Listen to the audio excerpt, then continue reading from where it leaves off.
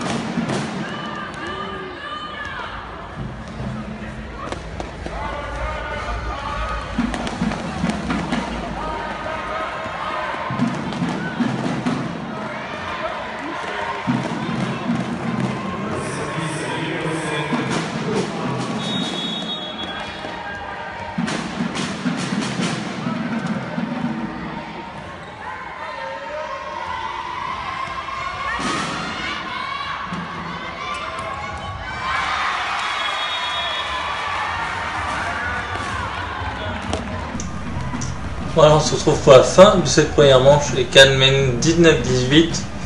C'est Yulia Durovska qui va servir. C'est de mettre la pression sur la réception bulgare. C'est bien tenu de la part des Bulgares.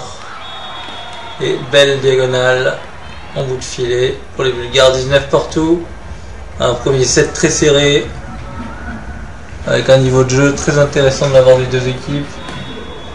Les Canoises qui ont été parfois devant, mais Plovdiv est revenu. Là c'est une belle réception et un bel enchaînement. La basket avec Mira Todorova qui fait souvent le point. Ça a été une bonne solution pour les Canoises, passer par une basket pour faire le point. Liliana Rankovic au service. Score de 20-19 pour les Canoises. L'attaque de Plovdiv qui trouve le block-out. 20 partout.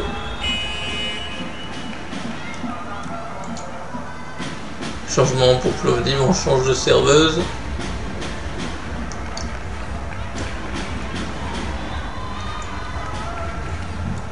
Voilà un niveau de jeu intéressant. Hein. On sent un niveau de jeu nettement supérieur à celui de la Liga. Pour être honnête. Sur ce match. Un beau service, réception un peu loupée de la part de la Carocci, mais les Canoises qui vont s'en sortir boîte aux lettres de Loïmi Signorier pour mener 22-21 dans ce set, me semble-t-il. Peut-être 21-20, je ne sais plus. Je pense que c'est 22-21, pas dire de bêtises.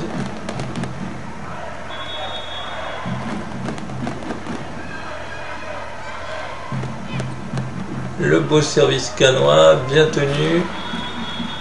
Et le block-out trouvé par Plovdiv, 22 partout. Plovdiv qui va enchaîner au service.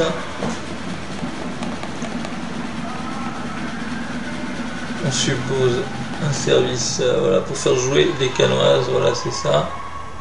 On va trouver Nadia Kodola en bout de filet. 23-22, me semble-t-il. Alors c'est 22-21, pardon. Toujours un point d'avance pour les Canoises, mais pas de break. Noémie Signorier, bon service. Réception un peu en difficulté pour une fois. Les Canoises ont défendu. Contre-attaque de Yulia Durovska. Les Canoises ont encore la possibilité là. Et Nadia Kodola qui se fait bloquer 22 partout. Mais on a senti les Canoises bien en place sur le bloc défense. Dommage que Nadia Kodola n'ait pas trouvé la solution au bout de filet.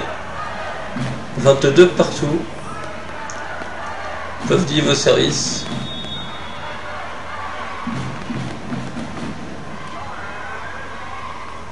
Bien tenu par Luna Carocci. Nadia Kodola qui a été défendue. La contre-attaque de Plovdiv bien défendue par Luna Carocci. Et la diagonale parfaite de Yulia Durovska. 23-22. Un beau match pour l'instant. Oui, comme vous l'avez constaté dans la compo canoise, un changement. Hein. Yulia Durovska qui a pris dès le début du match la place de Fatou Diouk, un petit peu en dessous ces derniers temps, faut bien le dire. Voilà, 23 partout, Plovdiv qui égalise avec une belle attaque. Il y avait beaucoup de place entre la mire et le bloc. Ça a fait le point côté bulgare. Pas mal de changements côté bulgare. Score de 23 partout. Qui va obtenir une balle de 7. Nous allons le voir. Belle réception de Luna Carocci. On va en bout de filet avec Liliana Rankovic qui marque 24-23.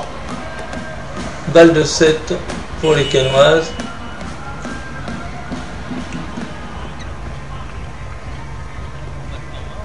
Miriam Cluster au service. Temps mort demandé par Plovdiv.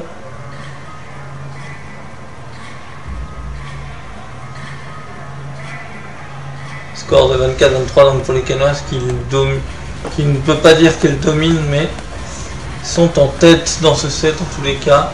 Un match très équilibré.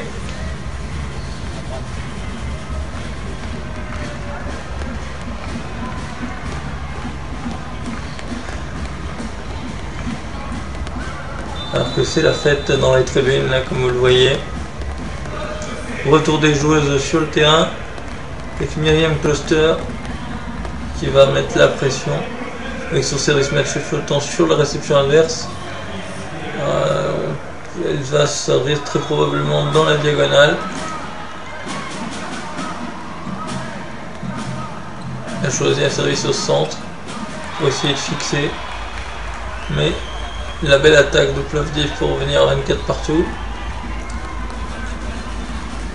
Pour l'instant, sur ce set, on peut dire que les attaques ont pris le pas sur les défenses, sur les blocs défense adverses, véritablement. Service de Plovdiv bien tenu par Nadia Kodola. L'attaque de Jankovic a été défendue. C'est Yulia Zorovska qui ne marque pas. Mais finalement, Mira Todorova, on passe par le centre côté canois. 25-24 pour Cannes, deuxième balle de 7. Pas besoin de faire venir le Serpillero.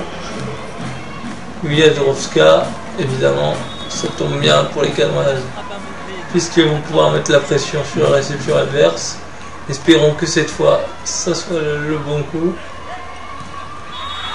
Et les Bulgares qui attaquent dans la mire 26-24, le premier set est canois. Voilà, on se trouve pour la fin de cette deuxième manche. Et Plovdiv mène 19-15. C'est Plovdiv qui va servir. Bon service bien tenu par Luna Carocci. Et Fatou Diouk se fait contrer. 20-15. C'en est trop pour Ricardo Marchesi. Fatou Diouk qui avait remplacé Yulia Zorovska, mais qui n'a pas trouvé de solution et qui est donc logiquement à nouveau remplacé. 20-15, ça paraît quand même bien compromis pour les Canoises qui ont été nettement dominés dans cette manche, il faut bien le dire. Là on passe par le centre.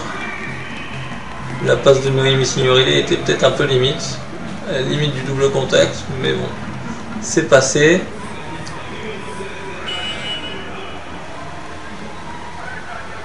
« 20-16 pour Plovdiv.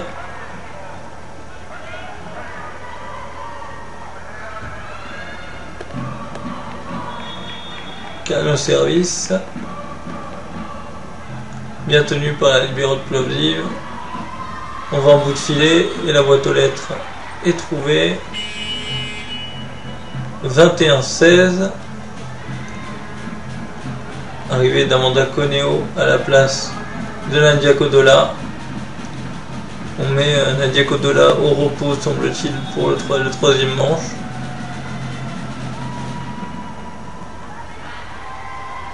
C'est bien tenu côté canois. Et belle attaque le long de la ligne de Yulia Zorovska. 21-17. C'est Miriam Cluster qui va servir.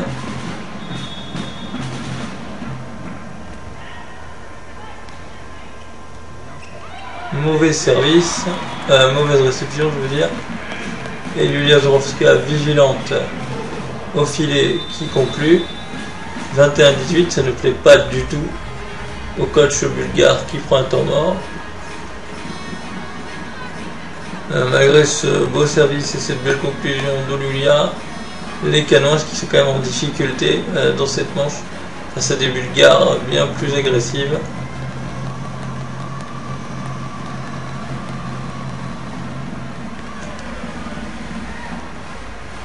On trouve le Bulgare bien meilleur dans ce set. 21-18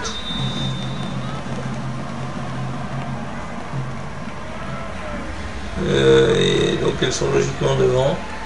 Service de Miriam Cluster pour faire pour essayer de mettre encore la pression à Plovdiv, et qui trouve un joli block-out 22-18.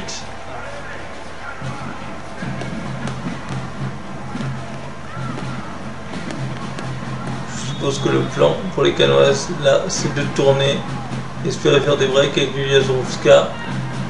Pression un peu haute et du coup Khan en difficulté. C'est Plovdiv qui peut rejouer.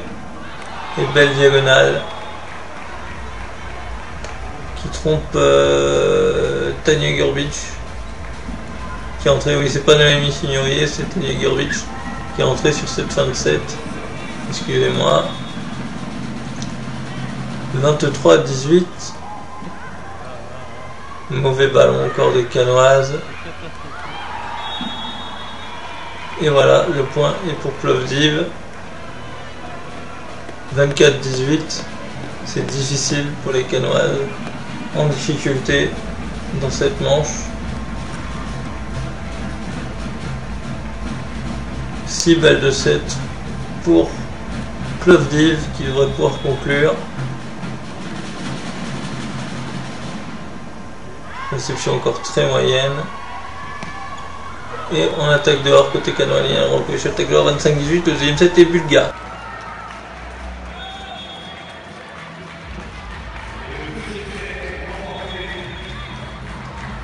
Voilà, on se retrouve pour la fin de cette troisième manche. Et Khan mène 19-7, 27 après ce beau service de Liliana Rankovic.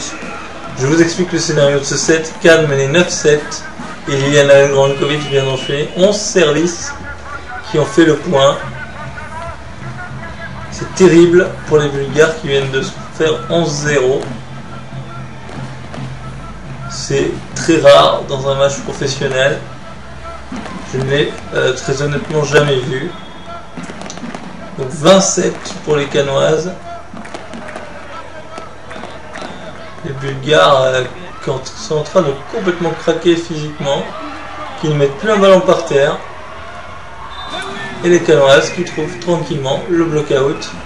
Les Bulgares qui ont plongé physiquement complètement dans cette troisième manche. 21-7, c'est énorme. Liliana Rankovic a un nouveau service qui fait l'ace. Les Bulgares qui ne savent plus où elles habitent, très honnêtement. 22-7, c'est assez impressionnant.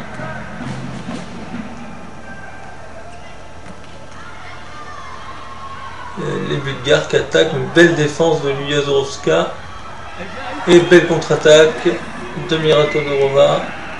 23-7 pour les Canoises. C'est complètement fou ce qui se passe. Les Bulgares complètement dépassés, qui se font martyriser. Là, elle attaque de beaucoup trop loin. Et ça fait encore n'importe quoi. Le point est canois, 24-7, 17 balles de 7. Pour Khan, autant vous dire que le troisième set va être canois.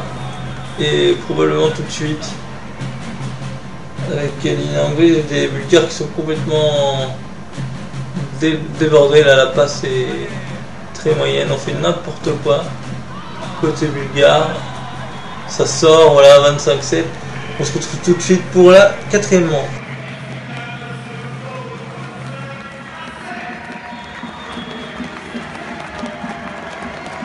Voilà, on se retrouve à la fin de cette quatrième manche. Et Khan mène 20-15. 19-15, pardon. 19-16 après ce point réussi par les Bulgares.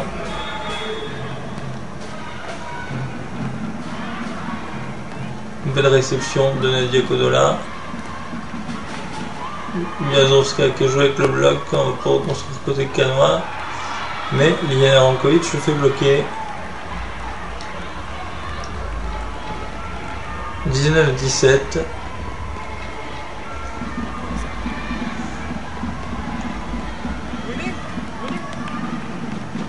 19-17 pour Cannes, me semble-t-il.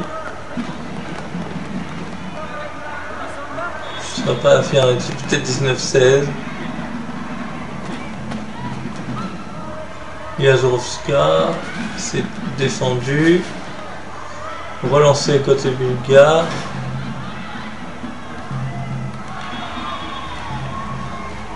Point pour les Bulgares.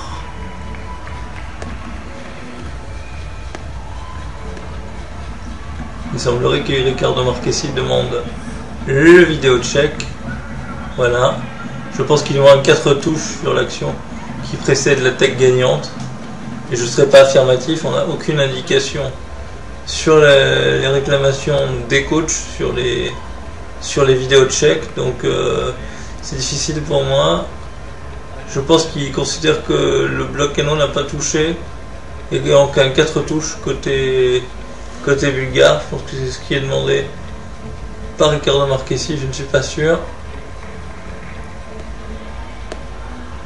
Vous voyez l'écran pour le vidéo check, mais on voit rien du tout.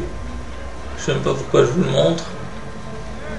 C'est vraiment catastrophique le vidéo check au Palais des Victoires. Ça ne fonctionne pas. Je suis désolé, mais à un moment, c'est beaucoup trop long. Vous voyez, dans les autres salles, il n'y a aucun problème. Et là, ça dure 3 plombs. On ne sait pas pourquoi en plus. On n'a aucune info sur ce qui est demandé. C'est un peu problématique. Point confirmé pour les Bulgares. On doit être à 20-17 ou 20-18. 20-18 je pense. Une belle réception de Nadia Kodola et Myriam Kloster qui s'en sort un peu par miracle. Ça doit faire 21-18 je pense. Ou 20-18 je sais pas. Je ne suis pas sûr, désolé. Pas affirmatif. C'est Yazowska qui va servir. C'est pas très bien tenu, c'est difficile pour les Bulgares. Mauvaise passe. Et la remise est hors mire de la part des Bulgares. Contestation côté bulgare, mais j'ai bien vérifié sous l'autre angle de caméra. La remise est largement hors mire. C'est-à-dire qu'elle n'a pas passé entre les deux bâtonnets rouge et blanc que vous voyez là. Ce qui fait que le point est automatiquement canois. Le ballon doit passer entre les deux mires. Le ballon doit passer entre les deux mires pour que le point continue.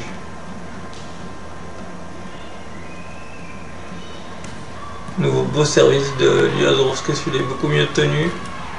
On enchaîne bien côté bulgare. Liana Rankovic qui se fait freiner et défendre. Contre-attaque bulgare. Block-out trouvé pour les Bulgares. Là, je vais finir le score. On est à 21-18 maintenant. 21-18 pour Cannes. Que 3 points d'avance finalement, alors que les Canoises ont quand même largement dominé 7. Donc vous voyez que parfois quelques petits manques de concentration peuvent vous coûter cher, parce que là le 21-18 ne reflète honnêtement pas du tout la physionomie de ce set. 22-18, ça c'est beaucoup mieux côté canois. On avait un geste d'énervement du banc bulgare, on est à la limite du carton jaune là, très honnêtement. On ne balance pas le ballon comme ça normalement. Si c'est un joueur qui le fait, en tous les cas, c'est carton jaune. Le banc, je ne sais pas. Donc 22-18 pour les Canoises. L'arbitre qui donne l'autorisation de servir, c'est Liana Rankovic, qui a posé beaucoup de problèmes à la réception bulgare. Les Bulgares qui peuvent reconstruire, mais c'est défendu. Et block-out trouvé par les Canoises, par Miratodorova, 23-18. Cannes qui a 2 points de la rencontre. Fait entrer le Serpiero pour essuyer le terrain.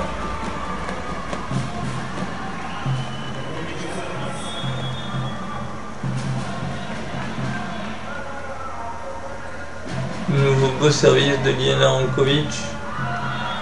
Et les Bulgares qui attaquent dehors, 24-18.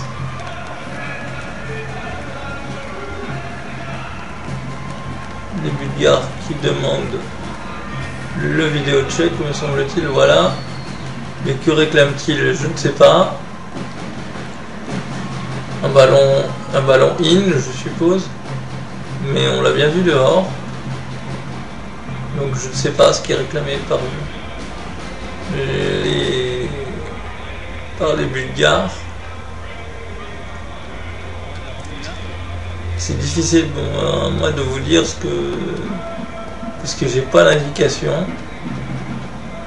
Je suis trop loin des bancs pour savoir ce qui est demandé. Disons que le problème c'est que l'écran est tout petit, on voit rien. Et on n'a pas l'indication sur la demande des coachs. Donc c'est difficile. Je pense qu'il réclame un ballon dedans là. Parce qu'il n'a pas l'air du tout d'avoir été touché.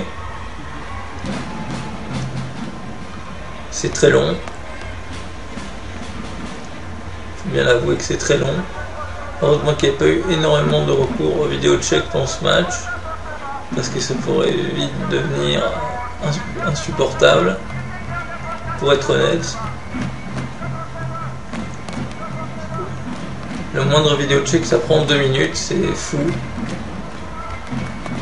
On se plaint des temps trop longs d'intervention de la VAR, du VAR dans le foot, mais là c'est bien pire, hein, c'est beaucoup trop long. Est-ce qu'on a une décision? Le deuxième arbitre qui veut voir la vidéo, mais les images de tête au fou arriver. C'est incroyable. On voit Yulia Donske qui sautille comme sur un ring de boxe. L'arbitre dit quoi? Il sait pas non plus. Il laisse le point aux Canoises. 24-18, 6 balles de match. Pour les Canoises, la première sur le service de Liliana Rankovic qui a fait très très mal. Beau service. L'attaque et Nadia Kodak peut conclure, non, c'est dehors. 24-19. Il faudra passer pour une deuxième balle de match pour les Canoises qui devrait pouvoir conclure avec autant de cartouches. Belle réception, non c'est moyen de l'avoir de même signaler, mais c'est pour Nadia Kodola dans la diagonale qui fait le point. Les Canoises s'imposent 3-7-1, on se retrouve tout de suite pour l'analyse. Voilà donc une victoire finale des Canoises en 4 manches. 26-24, 18-25, 25-7, 25-19. Un scénario assez curieux dans ce match, avec 2 premières manches très accrochées, un set partout assez logique, et derrière des Bulgares qui ont complètement explosé physiquement, assez inexplicablement. À partir du 3e set, il n'y avait plus qu'une seule équipe sur le terrain. Voilà, c'est assez surprenant.